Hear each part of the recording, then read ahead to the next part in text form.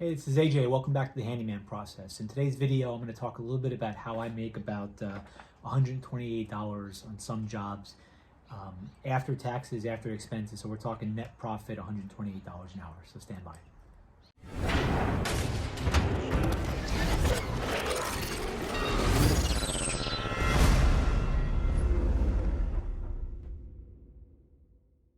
So welcome back to the channel. If you've been watching for a while, if you're new, appreciate you joining. The purpose of my channel is to kind of talk about how I'm running my handyman business as a part-time handyman and the processes that I use to run the handyman business, mostly behind the scenes. So I have some segments where I do kind of a job of the week, and I break it down. How did I get the job? How much did I charge for the job? How much did I bring home? Any kind of surprises. So throughout the video, I'll be putting up some video links and some other information to kind of go over the points that I'm bringing up. So this particular job, I actually estimated out maybe a month or two ago, but I was off for most of the summer.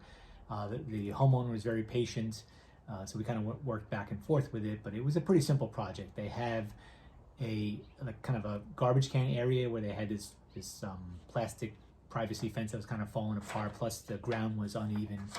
So they wanted me to make the ground even, and then they wanted me to put up a new privacy fence, and then they wanted me to install a new garden hose reel. If I can put a picture of the garden hose reel stuff in there, I will, but it was basically 4 screws to put that thing in. But as I go through this, I'm just going to be looking down at my notes to kind of go over the numbers, and then if I'm savvy enough, I'll be putting the numbers up here on the screen as well. But for this particular job, I actually bid it out at $468, and that's an evolution of my pricing. Maybe when I first started off, I would have said $200, $300 for this, but I've learned over time that that's just not going to make me the money that I want to make. So I try to explain why my numbers have changed kind of moving forward. But in my mind, I thought about how long it would take. I thought about the supplies that I would need. And you'll see I was a little bit off on the supplies, and luckily I made up for it in the labor amounts. I could get annoyed with some of the supply stuff. I could do a little bit more research, but for the things that I was doing for this particular job, I just kind of ballparked it off a quick search. That's why my particular numbers were low. But like I said, I had charged or estimated $468 for this particular job, and I was sticking by that price. I actually happened to get a $50 tip after the job was done. So total revenue or total compensation that I received from the homeowner for this job was $518. So that's the money that came in after the job was done. I sent the invoice via Markate, which if you haven't seen that video, go ahead and check out Markate and how to run your business using Markate. But this particular client paid with a credit card. So this is another thing that I factor in when I do my pricing is I don't charge the customer additional charges, even though I get charged 3% by my credit card processor, Square. I just bury that in the cost. So if I take $568, which is what I charged, I take out the 3% charge, I'm left with about $502. So that was the total money coming in. So then as I start to look at the cost of the materials that I needed for this particular job, like I mentioned earlier, I was a little bit on the low end in terms of what I estimated. I'll put some receipts in here where I got my supplies from Lowe's, and you'll see compared to my estimated numbers, I was a little bit low. I ended up paying $91 for all of the decomposed granite and the sand that I had used. Then in addition to that, the garden hose reel was a little bit pricier than I thought it was going to be. I could have cheaped out, went with a cheaper one, but if it was my house, I'd want something a little bit more higher quality. So that's what I ended up doing, and I just ended up eating that a little bit. So I take those numbers out, and I'm left with. There's one more thing I need to add in there. So it was $91 for the supplies, plus I brought my son along with me, and I ended up paying him $45. We were there for about an hour and a half, and that's kind of his going rate. So I had the $91 minus the $45 left me with about $365 of gross profit in this case.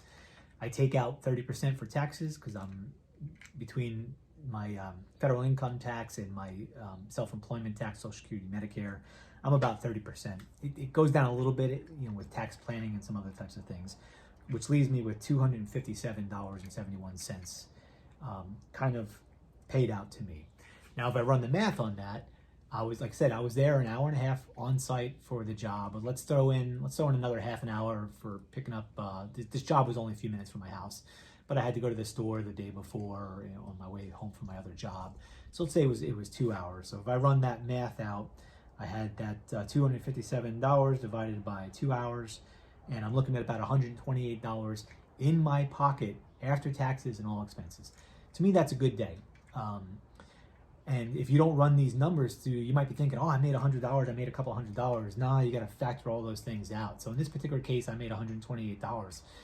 Sometimes I get lucky, and sometimes, it could go sideways. I could have hit a sprinkler pipe. I could have, all sorts of things could have gone one way or another.